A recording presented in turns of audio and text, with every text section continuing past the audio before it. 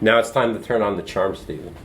Oh, now you tell. Now you got to put on. Now you tell. Now you got to be Stephen Curran. Oh, okay, I better chug this. So when Ray stopped drinking, whenever he'd be over, I would make non-alcoholic drinks, and I'd usually partake in them because I like the drinks. I make drinks that I would want to drink. Yeah. And then after one taping, Ray was you were bouncing off the walls, and you were especially funny. I'm usually the straight man anyway. And then Ray off camera goes, and I go, yeah, I meant to make an alcoholic drink. And Ray goes, I wish you had. And I go, why? He goes, I like you better on camera when you're drinking. So yeah, because you're so like when you're not drinking, you're like very specific, and you're like, okay, Raymond, it's like, and for the record, I mean, it's recording, but I'm going to edit the video. So, depending on if I find this funny when I edit it, it may or may not. Now I really need now to the chug charm if you needs want to go me to to be 11. funny. Like Drink, I'm the drink, straight drink. guy, not the funny guy.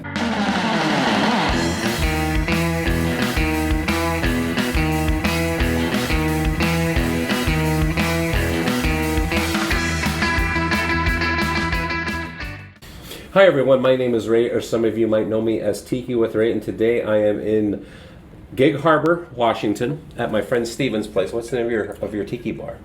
Rockin' Jellyfish Lounge. A Rocking Jellyfish You've only Lounge. been here 6 years, right? No, it's for the audience. I'm like, no. If I had to really ask you and be like, well, Steven, what's the name of your bar again? Then I got some other issues. We have very, very special guests. All the way from Baltimore, Maryland, we have Riley and Ellie of the Tiki Talk Show. And I was honored to be your first guest on the show. And you actually reached out to me and you're like, we want you to be the first guy on our show. And I'm like, okay, you got it. And like, I remember even just before and after, we were just like bullshitting on and just talking. I'm like, and you've gone on to like interview a lot of heavy hitters in the Tiki community. I mean, like, who are some of the people that you hit? I mean, we just finished part 1 and 2 of Otto and Baby Dough of Tiki Oasis and many other things. Total of like, I think 3 hours, roughly. Who else we've had? We've had Sven Kirsten now. Yep. We've had King Kukulele on. Yes, you had. Yeah. Yeah, Spike Marble. Yep, Spike, Don Fraser, Cheryl Schroeder. I mean, like... The list goes on. Yeah, on and on. I think we've had 28 total right now. And still going. And the thing that I love about your show is that you're kind of doing what I'm doing, and which is more like a conversation. You're not. It's not necessarily. You're having a conversation about a specific topic, which we're going to talk about. Mm-hmm. And your main goal is to go and learn about the Tiki revival, aka the second wave of Tiki. And I think it's kind of interesting because I've kind of gone on my own journey to learn about what the second wave of Tiki was. And I am really curious to see what you have learned from the different people that you've interviewed. And like, let's compare notes and see, well, what did you think the second wave of Tiki is as opposed to what it actually is? And why did you start this pod with this format? And what were you like hoping to show the world or get out of it yourselves? Yeah, I think the starting of the show, it kind of went back to when we were still living in San Diego. So my wife Ellie and I, we were living in San Diego before we moved to Maryland. And we were around so much of the Tiki, the scene and all these people.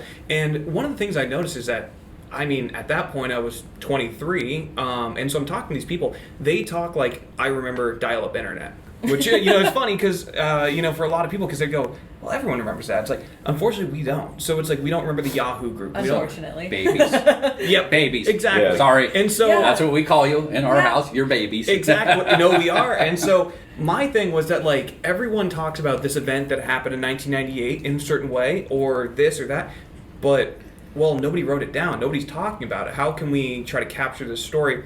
And then the second part of it was when we did move to Maryland was there's no Tiki scene out there. So how do I stay engaged? You have Tiki Brian. That is true, yeah. I don't. Is he still doing stuff? I remember he was like one of the first people I interviewed for my blog. He does like a podcast, but it's like he plays music and stuff like that. Oh, okay. But he kind of has like this character where he's like Tiki Brian, and he goes to like an island, and there's like natives and stuff like that, and it's like, oh, and so it's Sort fun. of the Pee Wee Herman, Pee Wee's Playhouse. So Tiki Brian, if you're watching this video, I hope you're still out there kicking ass. Yeah, I mean, I think that was kind of it. And I think I approached you with the idea, and I mean, over a span of about a year and a half, the idea changed probably 5 times before we finally settled on on this. So yeah, that's kind of, at least from my perspective. Yeah, I know Riley had said, like, I really miss just having people over at the house. I miss, like, whether it was Tiki or not, like, we always had somebody over at the house. It felt like 3 times a week. Like, you're just surrounded by people so much, and then moving completely away from your friends and everyone else and trying to find a new community. At least being able to sit down and set up those video interviews, it was like someone was still in the house, and you can have a conversation with people, and we were still getting to know new people and meet friends, and it was a really good way for us to just like have connection with people. Before you started interviewing your guests, what was your preconceived notions of what the second wave of Tiki was? What did you think it was, as opposed to what you realized and found out that it was? It's a loaded question for us. Because I have my own answer, but I want to hear yours. Yeah. I think originally, so I tell people, if you want to tell the story of Tiki in under a minute, Don Beachcomber 30s, Trader Vic's then came along, and then eventually in the 60s it died, and then basically, like, you maybe get 1 or 2 things in the 90s, but it's Book of Tiki, Tiki Oasis, and then now we're here. So that was kind of like, it wasn't necessarily I never gave it thought, but I was like, yeah, roughly started in late 90s, early 2000s with Tiki Central, the Book of Tiki, and then Tiki Oasis. So that was kind of my original thought, that it was kind of all of these people and these just kind of operating independently of each other, and then eventually in the early 2000s found each other, and we found that to be not the case at all. Yeah, totally different. So in the sense that it's more interconnected than you thought. Yeah. I mean, I think... And that it started so much earlier. Yeah. That, like, people knew about it, were putting effort into it way before the Book of Tiki ever came out, before Tiki Central managed to connect people together. Well, I think this brings up kind of, as far as I think one of the most important people in the Tiki revival, and you just interviewed him, would be Otto and Baby Doll. Mm-hmm. The fact that Otto made Tiki News, which was the fanzine that he created in the mid-90s up until, like, I think the early 2000s. Yep. What I'm learning when it comes to all this, it's like it's all about documenting it. Mm-hmm. Someone writing stuff down. You have Sven Kirsten. He wrote the Book of Tiki. Here you go. You had Beach Bum Berry. He wrote his books, the Grog Log, and like, here's the recipes, Yeah. Mm-hmm. And then you have like Bosco, who was like, here, I'm making tikis right now that you can buy, and tiki mugs, which was kind of like, because that was unheard of. So it's really, I was doing a lot of thinking about it after listening to your interview with them, because you're listening to Otto and Baby Doe's story, and it's like, well, he was into Tiki, and he's like, hey, I wanted to find out if there was other people that were into Tiki, so he created the fanzine, and then he wanted to have a party, and then it became Tiki Oasis and stuff like that. And essentially, they were writing the history of the second wave. Mm-hmm. Like they are the second wave. And what's interesting, that's an interesting point, because I in learning about, like you say, the revival, I came at it as a distinct subculture, so I'm not surprised by the overlap. But what's interesting is it's not 6 degrees of separation, it's 2 or 3 degrees of separation, if that. It was a core nucleus. And I wasn't surprised, but, and I don't know if you agree based on your interviews and all, but how it was the revival was a Southern California phenomenon, in the sense that all the people at the time seemed to be in LA, Orange County, San Diego, so that they actually had physical, because we didn't have internet, pre-internet days, the horror, and there were fanzines. And what's interesting to me, having, lived in California most of my life, is, the influences that came, the surfer culture, the art, shag, mid-century modern, and then the rejection of mid-century modern is kind of complicated. But the shag, the shag as an artist came in, and all of that.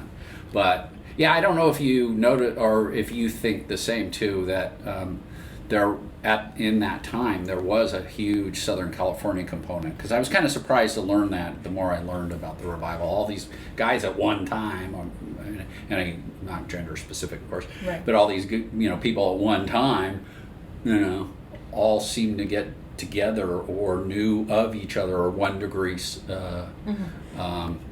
The realization that I came up with doing all the research that I did is like, we talk about the third wave of Tiki, which is huge. I mean, you fast forward to like, now, I mean, like thousands of people go to like Tiki Oasis, Yeah. Now you have the Smuggler's Code book. I mean, like, it's huge. Tiki's huge. But the thing that I found amazing about the second wave of Tiki was that how small it was. Yeah. Mm-hmm. It was like really, really underground, Well, and one of the things that was so I kind of thought the same thing. So my perspective has changed quite a bit, and so it's interesting to me because the second wave has played the same. We're running the same playbook as it was back in the 30s through 60s. Everything started very small. Yep. One bar in California, one small group in California. Eventually, you make your way up into these big events, or eventually you get a Mai Kai, or eventually you get a Tiki Oasis. Yeah. But if you look at kind of this touch point, I've talked about it quite a bit, is Otto's event Exoticon in 1995, because in my opinion that is the codifying event Yeah. for what the Tiki Revival will be, because it's a Otto von Stroheim event that he put this together. You have Combustible Edisons providing lounge music. You have Sven Yeah. Kirsten doing a slideshow and presentation. You have people trying to vend art. You have Shag, Bosco, and Don Fraser. Fraser. Yeah. Yep. So then you have an artist, and so I mean that's 1995, and so we finally we get this basically codifying event, and it's just all of these events now that we're seeing. I mean, they just keep getting bigger, but they all still share the same DNA, because those people either from Southern California and go and do something else, but they went to these events. So then they brought what they knew how to run these types of things. So I do agree where it's to an extent where the revival is a Southern California event, but it's also you have all these other people that were already doing things like Christy White, Swanky Glasner, and they're out in Georgia and Tennessee. But then they just start hearing about things, and then they get excited and start doing their own stuff. Yeah, well, and I think it's fascinating that you found like sort of the genesis of the formality of it, because I look at it at the influences pre-95, and that's why, and because it was more face-to-face, why the first group were all, again, without the internet and the way, we all communicated back then, it was a lot more face-to-face or fanzines, and so things like and like I said before, there were a lot of artists, the pop surrealism movement, the late Greg Escalante. I don't know if you know of him, but he was into the whole art scene, the pop surrealism, juxtapose, and all of that. But then he was, I think, involved in Tiki Magazine as well, combining that with some surf culture and a little bit of the car and rockabilly culture, and the artists like Shag and like Bosco and all of that. They were all influenced by that, and so it's but it's an amazing that the DNA you've traced it back to one event. I find that fascinating. Yeah. Let me delve into a little more controversial maybe territory, but the idea of some people, especially some early in the Tiki Revival, hold dear to what is and what isn't Tiki, and they get a little they're not happy about definitional sloppiness, that you call things Tiki that are not Tiki, theme bars or newer bars. And there are people like myself who are much more ecumenical, and I've said this a dozen times on Ray's show, is I wish we had another word for an immersive environment that was influenced by Tiki and Tiki Revival, even if it's not Tiki. But we don't have that word, and so we default to Tiki, even if it's a sci-fi bar. As long, if it's a theme bar with rum drinks, we say it's a Tiki bar. So, I mean, how do you guys come down on that divide, and what are your thoughts on that? I think I'll let you go first, because I think my opinion might be more controversial. I'm a lot more lax with everything. I'm a lot more just of an easygoing person in general. We've had a lot of guests who say like it can't be a tiki bar without a single tiki in there. Like a tiki is in some ways still like the object that defines what the style is. And so how can it be a tiki bar if it doesn't have one carved tiki? Yeah. And we've been and seen even just pictures of like so many places that are amazing, like escapism, tropical, but they don't have those carved wood elements. And so you're right, like what do you call them? Yeah. And it's easy to say, oh, it's a tiki bar, because you're right, like everything else is pretty close. Yeah. But if it doesn't have a tiki, what is it? Yeah. But we also, even those bars, owe a debt of gratitude toward Tiki, because I think they really influence and define the theme bars, even those that are clearly not Tiki. Well, Riley, what's your response? Yeah. I think when it comes to tiki bar, like what is and isn't tiki, Yeah. I think there is a certain line for me. I mean, I know it when I see it, but I can't say what it is. Yeah. Like if I see something and they call themselves tiki bar, I can say, roughly, I believe it is or I believe it isn't. But I think the thing is, I do kind of remind myself is that when Don the Beachcombers opened originally, it didn't have any tikis in it. No. But is he a tiki bar? Well, yeah, nobody would question that. And so there is a certain thing about this argument. Frankly, like giving my opinion on it, I could see it kind of going either way. I've seen amazing places that are immersive. Like I wish, like you said, there's a word for it. The thing is that I will say, my opinion is that I don't like places that they don't want to call themselves a tiki bar, but Yeah. they're happy to take the tiki bar laurel. Like Yeah. get all the praise and credit of these great cocktails. I agree. And that's really my issue with like what is and isn't tiki. Although, in fairness, I'll take the be devil's advocate. I sort of defend that position because some of the people are in areas where they worry about the customers, or worse, non-customers, but people in the locale.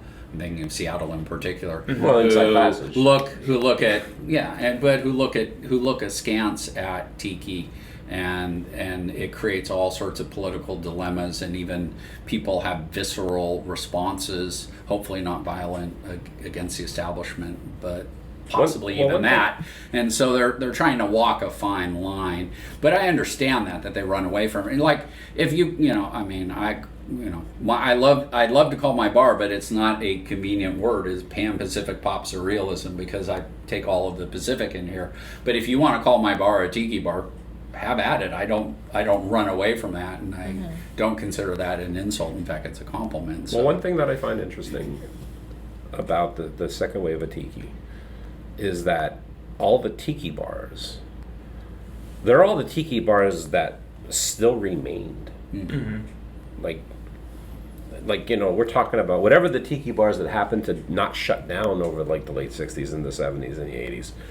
You're going there, like whatever was like left. I mean, I'm trying to think like what tiki bars did like they go to, Well, I mean, Tiki Tea, Tonga Hut, even like, They were there's talking about Kelbo's. Kelbo's, yeah, Yeah. definitely. Do you have a copy of? James Teitelbaum's Tiki Road Tiki Trip. Road Tiki Road Trip. Yeah. And I bought it when I was like really, really getting into tiki, which would have been like 2016. And then I'm like reading all these places, and I'd be like, okay, closed. Yeah. A lot of them were like shut down. Yeah.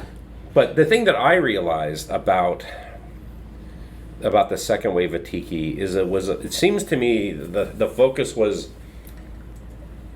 people in the 90s or whenever searching for tiki stuff that was there already. Mm-hmm. Because there wasn't really much new stuff going on. So people are like, they're discovering the tiki bars that were there. They're discovering the Exotica records that were like in the Goodwills, They're discovering these tikis that are for sale or whatever. There wasn't a lot of new tiki going on. And to me, that's I make the distinction going into the third wave is like when it was new stuff being created. Yeah. When you had mug makers, multiple mug makers, you have multiple people creating new tiki bars and stuff like that. But to me, the second wave was like focusing on the past, like reaching back into the past and what was still around. And I think that is definitely a very fair point, because that was most of it. Like, it was available. I mean, you could go into a thrift store. I think I think it was Otto who told us that's like, he would clear out a whole section of tiki mugs that he found. Each one's 25 cents, and now they're hundreds of dollars each. Like, Yeah. I wish we all could go back to that. Like in the first wave, where you get Hawaii becoming a state, or Con Tiki becoming a hit, or the play South Pacific, where it keeps it going for so long. Tiki kind of enjoyed the same thing, because in '95. Combustible Edisons released an album, and they're a lounge band. They do kind of some interesting music, but then they end up going on Conan O'Brien. They get bigger, people get interested in it, and so what do those people do who've now heard this new band? They go search for the old stuff, and they find this new scene. And so there was other stuff that kind of kept it going. One of the big things that we talked about is, I think we talked about it before, was Pulp Fiction, kind of kick surf music. Yeah. And so it was Tiki just big time for me. Yeah, and so Tiki was enjoying these like weird like cultural touch points that kept it going and getting bigger. So when people did start opening up, people were like, oh yeah, I kind of remember seeing something like this. And I think that's the bridge point between the second and the third, where it was people kind of would go, okay, I kind of recognize this now. Where the second, most people had no idea what you were talking about. Well, but it's interesting. I don't know if there are a lot of people like me, but who backed into it, because Heidi and I collected shag from the early 2000s, our prints here. We had a few mugs. Our local bar, when we lived in Los Angeles for 9 years, was Tiki Tea. That was our go-to bar. But if you had ever said, oh, I'm into Tiki, has a subculture or this whole thing, I go, no, Tiki Tea, yeah, it's a Tiki bar, but that's my bar. That's the bar we go to. We live near there. The shag, they're Tiki prints, the prints we have in here, and some of the mugs. I think even the 8 mug when it came out, I got that. God, you're right. But I just and then it was only later when I said I'm building a mid-century modern bar, but and then I went to TikiCon, and then I went and said, okay, I'm going to absorb some of the lessons from Tiki Revival that I call myself part of the Tiki scene or subculture. But it's sort of funny, I didn't know it, but I was flitting in and out of that, and art shows as well that were heavily into surf and Tiki and outsider art. That was just a milieu that Heidi and I lived in. I think you kind of gave me an aha moment here coming to this, because of just like how how it was, I'm thinking, or even how it was for me. It's like I went to my first Tiki bar in like 2006. It was Hula Hula up in Seattle, the old one. Just like how you were saying, that would be that bar that me and my girlfriend would go to. And then there was like a Trader Vic's that was over in Bellevue. And then I liked going to these Tiki bars. But it wasn't anything close to being like a lifestyle for me at all. Like, I wouldn't consider myself a Tiki person. I even know there wasn't that. It wasn't until like 2015 when Pete, he had one of his Tiki parties, and I went to that, and I'm like, oh my God, this guy has a home Tiki bar, and there's all these people dressed up, and there's and then I realized there that oh, this is a subculture, and I'm thinking when it comes to maybe like the revival, I don't did Otto plant a flag down and says I am a Tiki person. No, he's probably no, I'm into these things. I like these little Tiki things, or even just I'm sure I was the same way too, or I found a mug and oh, cool, and I put it up on the shelf. But it wasn't, I don't know if it was something where it was wholly encompassing them at the beginning. I think it was a thing where for a lot of us, it was this growing thing, and even getting into any kind of subcultures, especially I was a teenager in the 80s. God, there wasn't really much MTV for music, and maybe your friends, if you had a cool friend that was into stuff, or maybe I lived in Pennsylvania, and you go to Philadelphia, and then you go to Zipperhead or Trash and Vaudeville, and you go into these cool stores where they're selling stuff that you'd never seen before, or Tower Books back then. Yeah. I remember going into Tower Books, and you'd see all these books that you can't find these at Walden Books.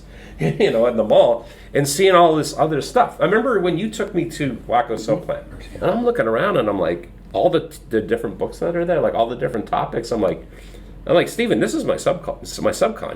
All the things that I'm into or have an interest in are in these books, in this particular bookstore. I said I knew it would be, because remember I dragged you and say, okay, here's the architecture section. Look at the mid-century modern thing. Oh my god. Okay, run over here. Here's the Tiki stuff. Oh my god. Oh, and then the music stuff, and And then I think we had to go to the opening of Tiki Tea. I think I had to But drag even you out. every little thing that I got into, it's like almost like you get a little taste or a little viewpoint of like of what anything was, you know. Yeah, but we were those of us who lived in the West Coast, but primarily Los Angeles, were lucky because, like I said, I wasn't into the tiki scene. I didn't know it at the time, but I went to Tiki Tea. I went, that was the place we hung out.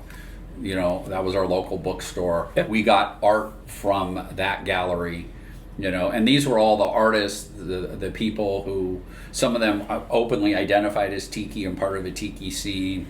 Interestingly, there's a painting in our bar from a tattoo artist who lives in Venice, California. And he was, and he's really good friends with Marie King, and they were neighbors at one time. And he, Tiki Magazine Edition 1, he did some art, and there was an article on him in that.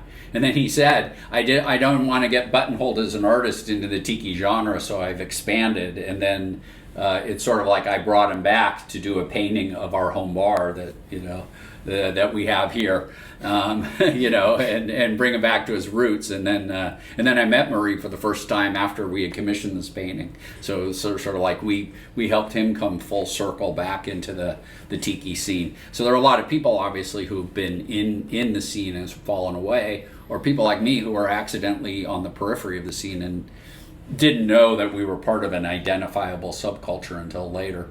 I mean, we knew Tiki Tea had its subculture within it, but we never thought a lot about it. We were just you were probably like how I was. It's like, hey, we yeah. like going to this bar.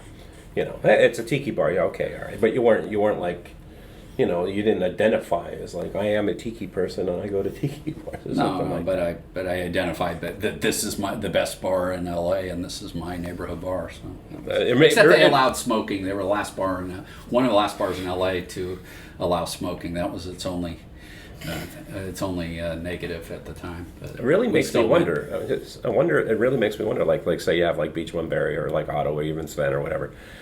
At one point in their tiki journey, do you think that they woke up one day and they realized like, oh, I am a tiki person, like this is who I am? I think we talked to Sven and Otto about this, and I know Sven said something to the effect of, "I knew it when someone told me." Like, he never woke up and just was like, but he loved American architecture. Yeah, it was unlike anything he had seen, so he was gravitated towards it. He's a visual guy, but it wasn't until he was doing these. I think he said it was after maybe. I can't remember. It was at a Tiki Oasis maybe or an event. He'd been doing stuff for a while. Or even like before he wrote the book of Tiki, and he thought, this stuff's really cool. Somebody should write a book about it. And people are like, oh, if you like this stuff, you should visit this group. You should hang out with these people. And he's going around and realizing, he even said like, I knew more than all of them. Yeah. And he kind of had the moment where he's like, if someone's going to write a book about this stuff, it's going to have to be me. Yeah. And I feel like that kind of a moment where you're like, then you take on this undertaking of a project that took up so many years of his life, not only writing, but then trying to get published and everything like that. Like, how are you not a tiki person? Right. When this becomes like such a significant portion of your life. Interesting, yeah. I mean, I assume it differs too, because I keep thinking about when you were talking as well. Well, actually, all of you were talking about like, Beach Bum Berry, who was the guy who wanted to discover and rediscover what you were talking about, going backwards, the drinks, who was an obsession for him. Maybe not tiki per se, but the tiki rum drinks, and he helped bring it back to life. And now I never make the recipe the way it's in any of his books, but I've used many of his recipes as jumping off points for my drinks, and so that's a perfect, I hope, an encapsulation of how you've reached back. He was able to break the code, literally break the code, bring us the drinks, and then rather than make them verbatim, you have a lot of people like me. I mean, I'm just a humble home bartender, not a commercial one, but who use that as a jumping off point and make our own drinks and do our own thing, and are heavily influenced by that, by those pioneers. And maybe the drink area is unique, but I think it's sort of a good example of those pioneers in the 90s, bringing it forward and then jumping off from there. I have one last question. I'm kind of bringing this together. So when you guys started your show, your focus was that you wanted it to be about focusing in on the Tiki revival. Mm-hmm. And you've gone and you've interviewed and done the research that you did. Say hypothetically, if you're going to start a new series, right? Or say you, and you're like, we want to concentrate on the third wave of Tiki. What do you think that would be like? Where do you, who would be the players in that wave? Where do you think like the origin stories of that would have started? Like, in your opinion, like where did the third wave start? Like, who would be the people that would be the figures in that story? Does that question make sense? Yeah, no, it does. Ooh. That's a really When good does the third wave start? You know, it's like. But I don't worry about that. COVID problem. Yeah. Maybe. But see, I don't worry about what. See, this is where you and I differ. I don't worry about when or how the third wave started. This is all I think about. I think that's okay. I mean, yeah. Because there is a third wave. Oh yeah, but to me, it's whoever's contemporary on the scene who wasn't there then. Or is it? Or is new it bars, blurry? new experiences. So what do you think? What do you guys think? I think with the third wave, it gets really blurry because how do you take someone who was used to do this style of art, who's now doing something completely different 20 years later, but influencing people in the same way, just they're doing something different. Like, is that a second wave thing? Is that a third wave thing? I think with the first wave, the reason why I can say or not the first wave, but like when the second wave or Tiki revival kind of kicked off, it's off of my kind of opinion on it, is 1995 had every single month for the whole year basically had a major Tiki event. So it's very events driven. Yeah. But rather, the third wave isn't really like a definitive line. Yeah. It's more of a general slow shift. It goes from like a big bang to an evolution. Yeah. And so that's the thing. And so if we were to look at kind of, maybe we're in a third wave, maybe we're in a fourth wave. I think if we were to do something like that, it would be who is going to move this on into the future. Kind of people who are doing the really out there, unique stuff. People who are about our age, looking at this stuff and trying to go like, well, what was it about this stuff that our grandparents liked, and rediscovering the '60s stuff. I don't know, something like that. I could see possibly doing. Yeah. What do you think, Ellie? If we're talking about the second wave being the revival and like bringing things back, the third wave, it has to now be well established. It can't be about rediscovering and researching. It has to be about creating something new. Yeah. So we have to think like, when did Tiki change from going to the thrift stores and finding things and going on Tiki Central and taking those pictures and sharing the discovery and trying to learn, to now people are taking what they know and making something new and moving forward with it. And I don't know when that would be. That's an interesting distinction for a date, a time. Yeah, there's no real, I mean, I have like I've always said like the mid 2000s, but I can't really, I mean, I don't think anyone could really point a finger on it. Yeah. But the thing that I've learned in my journey learning about the second wave, because I was just as curious as you guys were in my journey to learn everything I can about Tiki. With the first wave, there's a definite line where it ends, and then there's kind of a definite line when the revival starts. But one thing that I think is really, really cool that you and me have been able to actually talk to and interview the people that did start it. Mm-hmm. And we're not talking like, I'm talking to Otto von Stroheim's grandson, Yeah. No, you're talking to the guys themselves that actually, and gals, like, Baby Doe's a big part of that too, that we're able to actually talk to them, they're the history makers.